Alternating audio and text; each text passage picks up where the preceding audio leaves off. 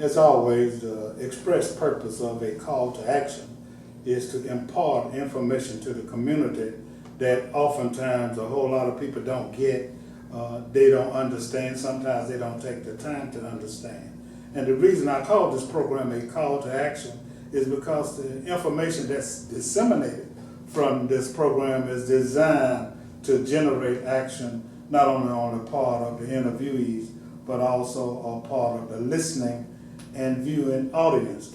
And I guess this is probably one of the premier programs that I'm honored to be able to do, is because I have the Honorable Sanford Bishop, United States Congressman, with us, who has been a part of governing. And I want to say it, I'll tell you some more in a minute, but you know what's important as it relates to an individual who holds a position is where the heart is.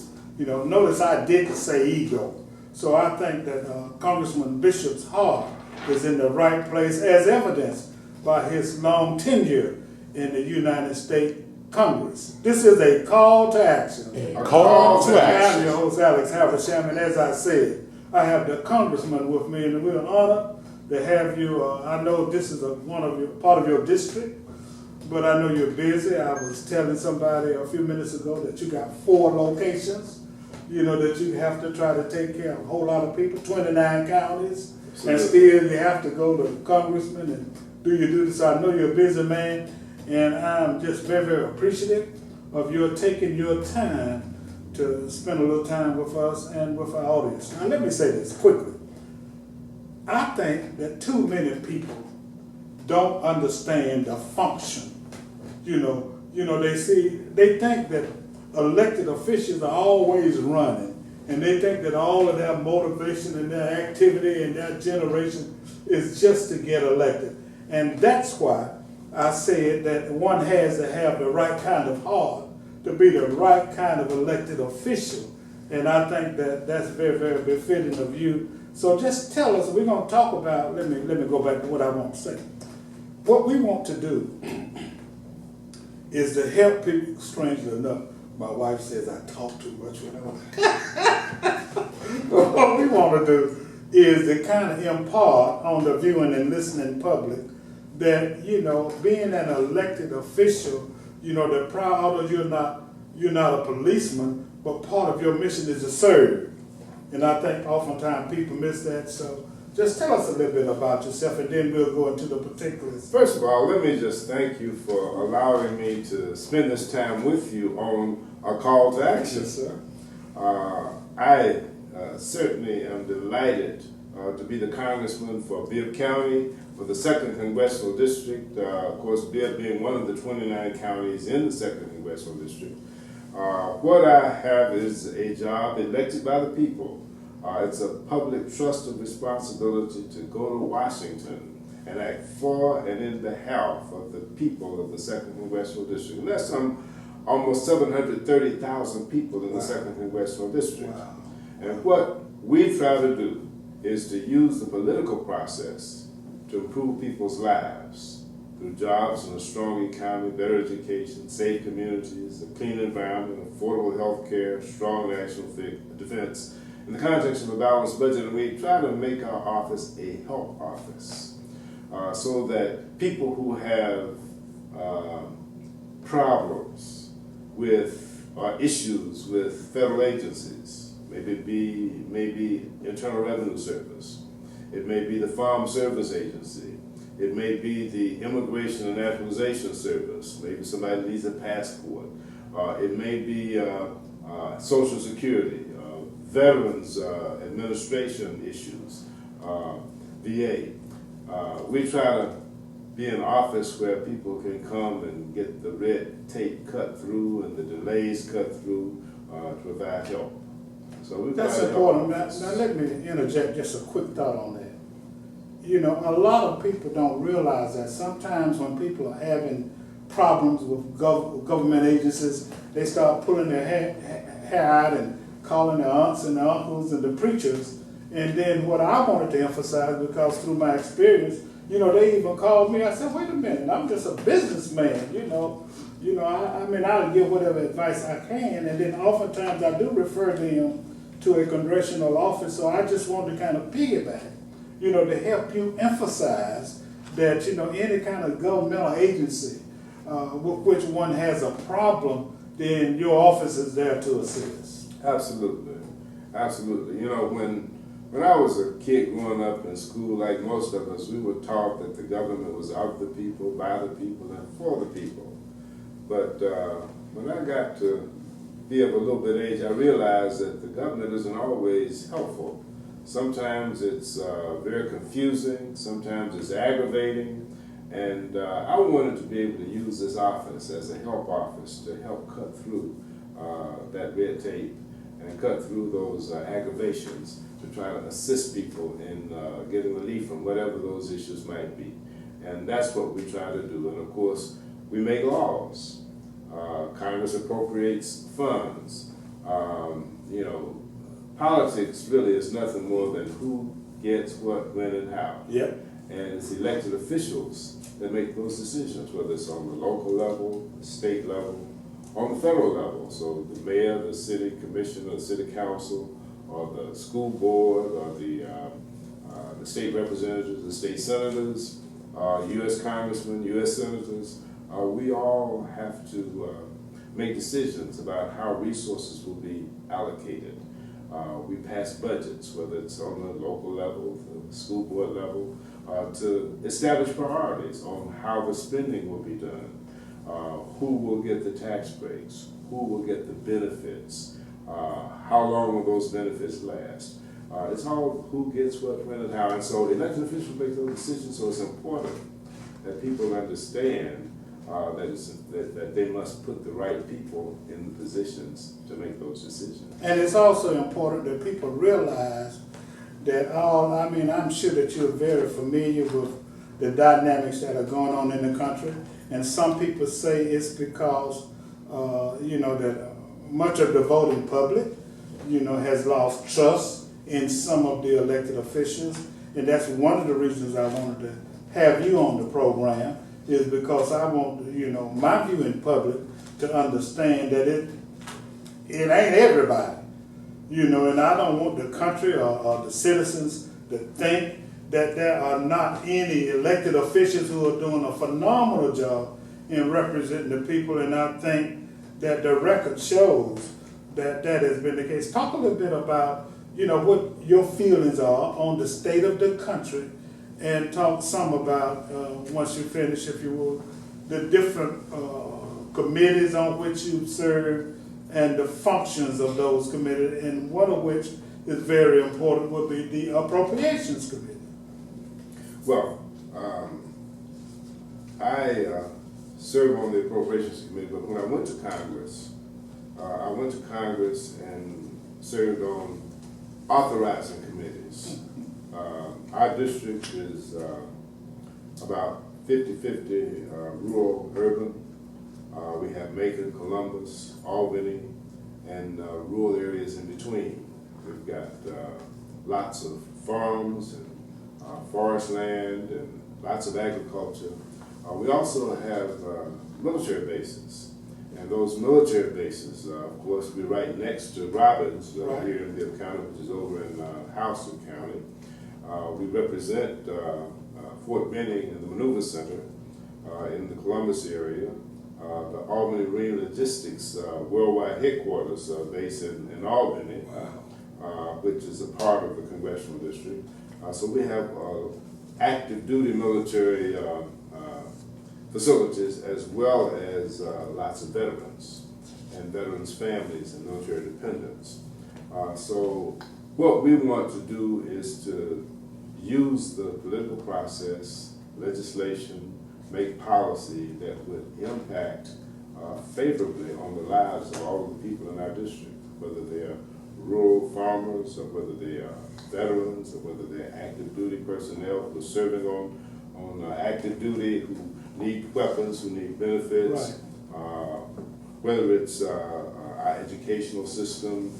We've got universities in our congressional district: Columbus State University, Mercer University, Albany State University, Fort Valley State University, Bainbridge College, Andrew College, Albany Technical College, Columbus Technical College, Middle Georgia, and I could go on, but we have higher education as well as all of the elementary and secondary schools, both public and private. So we have an interest in trying to make sure that resources are available to provide the best possible education, the opportunity for upward mobility and upward and escalation for all of our young people. They've got to get that preparation, that foundation, if they're going to be successful, and more than that, if our country is going to be successful. So in all of those areas, on the Appropriations Committee, I was about to tell you that I started off on the Agriculture Committee because we've got one of the largest farm areas. We grow more peanuts in our congressional district than any other congressional district in the country. I'm Jimmy Carter's congressman. We grow cotton. We're number one in the country in poultry. Number one in the country in blueberries. Wow. We have produce. Cordele is famous for its watermelons. We're number one in pecans in the country. So we have a lot of production agriculture, as well as we produce beef too, but not in the large amounts that the Midwest does. But so production agriculture, believe it or not, is the largest segment of the Georgia economy. Wow. Creates millions of jobs and the livelihood for lots of people. Not only that, I mentioned the educational institutions. We've got a number of manufacturing concerns. We've got financial concerns. We've got TSIS, which is the second or third largest credit card processing and financial service processing operation in the country, which is based in Columbus. We've got AFLAC, the Duck, which is a world international corporation in insurance. We've got Synovus, which is a financial company. So we've got lots of industries, Miller Brewing, we've got graphic packaging here, and of course Robbins, which is not in the second congressional district, but we've got thousands of people who live in the second district who work at Robbins, and the counties around Robbins. It's one of the largest military industrial complexes in the country, and it means a great deal to the economic well-being of this area, as well as the area around Fort Benning and the area around Albany, which also has a tremendous military implication in terms of finances, in terms of personnel, and contributing to the local economy. Wow. You know, that's so important to know. Now, you know, the thing that I was thinking about as you were discussing, you know, the many resources and services and colleges and institutions that are available throughout not only your district but throughout the state. Let me just back up a little bit and say it's so good to know, you know, that agriculture is still playing a major role, you know, in the success of our community. But you know, you talk, Congressman, about all of the things that are available as it relates to resources for the people. This is a call to action. A call to action. We were so engrossed in this conversation until I felt like it would be necessary to let those of you who have just joined us know who we're talking to and what we're talking about. But we're honored to have Congressman Sanford Bishop, who has served in the U.S. Congress and has represented this district, although it's been changed here and now and there and then, but he's still with us, and he serves a whole lot, 29 counties throughout the state of Georgia. And we are talking about, you know, the kind of services that, you know, that his office and other elected officials can, will, and do provide to the constituents. But let me just kind of switch it up a little bit. What can the constituents do? You know, we got a problem, you know, because oftentimes people sit around and complain about resources that are lacking, that are missing, and talk about other barriers. You know, let me tell you something. I teach, and I teach at the halfway house, and there's a poem that's called Equipment. And the favorite expression in that poem of mine is that you are the handicap you must face. You know, and oftentimes people handicap themselves, but I'm sure that you would like to see some changes. You know, I think they had an election, and I believe in Houston the other day. It was a runover, 8 or 9% of the electorate, you know, turned out to vote. Address that. Well, as I indicated, it's elected officials who make the decisions about who gets what, when, and how from government. And elected officials respond to voters. It's sort of like Zell Miller used to say, whenever you see a turtle perched up on a fence post, you know one thing, he didn't get there by himself. Yeah. Well, the same is true of elected officials. We don't get to those positions by ourselves. Somebody elects us. And it's the electorate that holds us accountable to perform. And of course, we can only be held accountable by people who vote. And that is where we have to give account for our stewardship at election time. So to the extent that people exercise their civic responsibility and cast their votes, they're able to empower people to be advocates for them, for their needs, for their hopes, their aspirations, and their concerns. To the extent that they decide to shirk that duty and that responsibility, they give up their input and their accountability for the people that they want to advocate for them. So I'm just pleased and privileged that the voters have given me the public trust and responsibility for now 23 years to be their representative in Washington. And I have tried to give good account for my citizens. And I think that's a bringing resources home and supporting policies that will improve their lives, to bring resources to the district in various and sundry ways, to make sure that our citizens have what they need to enjoy that better life. I guess in a sense it's like a ministry. Of course. I call it a ministry of public service. Right. And when I was in the State House, my district had 30,000 constituents. When I was in the State Senate, I had 115,000 constituents. Now I've got 730,000. But imagine considering that a congregation of 30,000, 115,000, 730,000. That's my mission, that's my calling to fulfill. And I do my best to represent those Right. people, to improve the quality of their lives. Well, what's happening, the congressman and I, you know, we are suggesting that, you know, that one should be a part of the process. And to be brutally honest with you, it bothers me tremendously that there are so many resources available for many of the citizens in this community. And in many instances, we or they hold the resources, but they keep them dormant and, you know, keep their feet on them rather than utilizing them and voting, you know, even voting. And a lot of it has to do with information. I guess you say, ask and you should receive. We provide tremendous services for people that have issues, have problems. And if we can't solve the problem, we can generally refer them to a source that can address whatever their need and their concern is. And we try to do that. Yeah.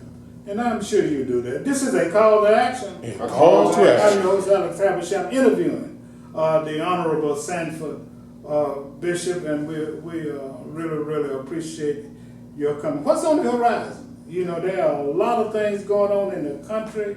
You know, not asking you to be political because this is not a political show, but there are some things that are going on in the country, you know, that citizens are kind of concerned about. Are there any ways that we have some real challenges that we're facing in the country. To be brutally honest, to take your phrase, and one of them is our budget. Because we've got gridlock in Washington, we were unable to, the biggest threat to our country is our debt. When our competitors and our adversaries hold our debt, it places us in a very weak position. And China and countries in the Middle East have held an enormous amount of our debt, which makes us weaker. So we set out 4 or 5 years ago with the Deficit Reduction Commission to try to address that concern. The commission made recommendations. Congress, they couldn't agree on them, and Congress tried to address it. We were not able to do it. We passed the Budget Control Act, which would give Congress a certain period of time to enact legislation to bring our debt under control, which Congress failed to do, and that was put in there a phrase called the sequester, which said that if Congress didn't do it, that there would be equal cuts on defense and non-defense spending across the board, which meant that it would be done with a meat cleaver and not with careful thought and consideration to establish priorities.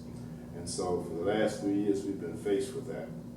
And as a result, our budget that Congress allocates for all of the resources, for all of the agencies, for the services provided by the United States government has been reduced. Just in the Department of Defense, it's been reduced, for example, by some from 400 and I think it was 1.9. I'm sorry, it's $490 billion to down to now with sequester 420 billion, which is resulting in our having to reduce the size of our military. In the Army alone, we got to reduce it down to 420,000 soldiers. That's going to affect our ability to be ready in the event of a conflict, and we live in a dangerous world now. It will affect the training of our soldiers. It will affect our ability to develop the latest and the most state-of-the-art weaponry, to give our military the advantages that they have enjoyed over the years because we've been able to invest. So that hurts. By the same token, when you cut the non-defense spending, it means that education is cut. It means that transportation is cut. We can't build the roads that we need to. It means that we can't have the safety with the aircraft that travel the skies, the Federal Aviation Administration. It means that we don't have the funds to put in agriculture in the amounts that we did.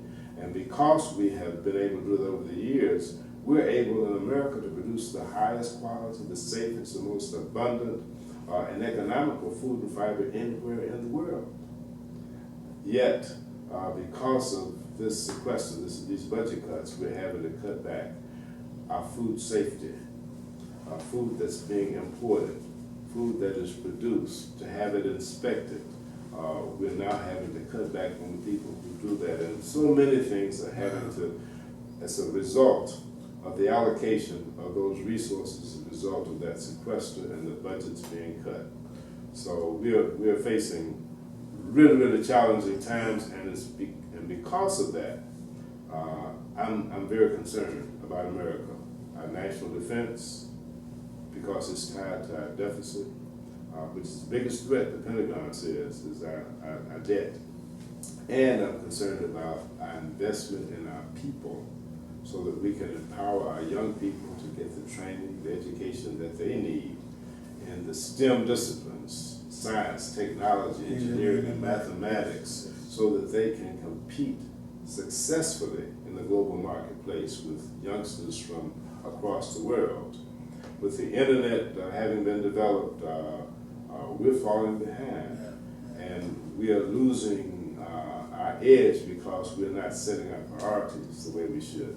Well, I'm looking down that tunnel, but I can't see as far as you can. So what's at the end of the tunnel? I mean that something has to happen, something has to give. You know, the country is too great. We got too much going for ourselves, and I would just like to think and to hope that there is some light somewhere at the end of the tunnel. Well, the light has to come from a call to action from the electorate. People are going to have to say to their elected officials, whether it's on the local level, the state level, or the federal level, but especially the federal level, we want you to get the job done. We're tired of finger pointing. We're tired of bickering. We want to see our government function effectively and efficiently for benefit of the people. And right now we've got gridlock. Yeah, I We're understand. deadlocked and not Everybody able to knows get things that. done. Yes. Everybody knows. And everybody's frustrated. Yeah. And so I belong to a group called No Labels. It's a group of Democrats and Republicans in equal numbers, and we are trying to find ways to work together Right. across party lines, Right. across the partisan divide, Right. to make our government work more effectively and efficiently. Forget about the party labels, Yes, sir. but let's try to do what is right about the American people, because Let the me- problems are not Democrat or Republican problems, I it's know. American Yeah, problems, they are. and the solutions are the But same. let me give you an opportunity to kind of inform people how to get in touch. If in fact they got any of the problems associated with governmental agencies, then what process they should use in order to get their problems addressed. They should contact their United States congressman, contact their United States senators, by phone, by email, or buttonhole when you see us on the street. Right. But it's important to communicate what your concerns are. You can do it by letter, but the most efficient way now is by email. Okay, locally, should there be a phone number or an email that one should use in the central Georgia area? You know, particularly for the Macon office, or should they just look it up, or, you know? Yes, we are listed in the telephone directory, and of course we have a website. If you just Google Sanford Bishop, Congressman Sanford Bishop, you'll be directed to either my unofficial or my official website, but that will get you in touch with me. And of course, at the end of your program, you might want to just post our telephone number We'll so scroll. that you can We'll scroll. okay, Yeah. very good. So we'll pass that information to you, the email address and the telephone numbers. Yes, sir. We have field representatives that cover our 29 counties. Let me tell you how we organize our office. Of course, I'm in Washington much of the time, and we have offices in Macon, Columbus, Albany, and of course Washington. Right. And I have a district director who is responsible for supervising the Macon, Columbus, Albany offices, and I have caseworkers as well as field representatives. The field representatives are responsible for 5 to 7 to 8 counties within that 29 counties, and they are my eyes, ears, hands, and feet when I'm in Washington. They go and they meet with people, they tell them what's going on, what the concerns are, what the issues are, so that I can be informed and then try to help with policy in Washington to resolve those issues. We have constituent service people who talk to individuals who have individual problems. You know, I didn't get my Social Security check, I'm trying to get VA, I need disability, those types of issues. And so they are based in one of those offices and they respond to those needs, waiting for people to call and come see them. Well, believe it or not, our time is about up. I guess I'm gonna have to call Ms. Sands and get you on again very soon, you know, and let me just publicly say for the citizens of this area that we appreciate what you're doing. We appreciate the job that you're doing. We appreciate your concern about really, and I'll check you out, bro. I'll check you out, you know, and I wouldn't say that you're doing all of these things if I were not convinced that you are. So keep up the good work. You know, I wish you Godspeed and all of your endeavor. And I'm sure that we'll have you back on very soon. This is a call to action. A call to I'm action. your host, Alex Habersham, having interviewed the Honorable Sanford Bishop, U.S. Congressman. Thank you, sir. Thank you, sir, for having me. Yeah, keep up the good work.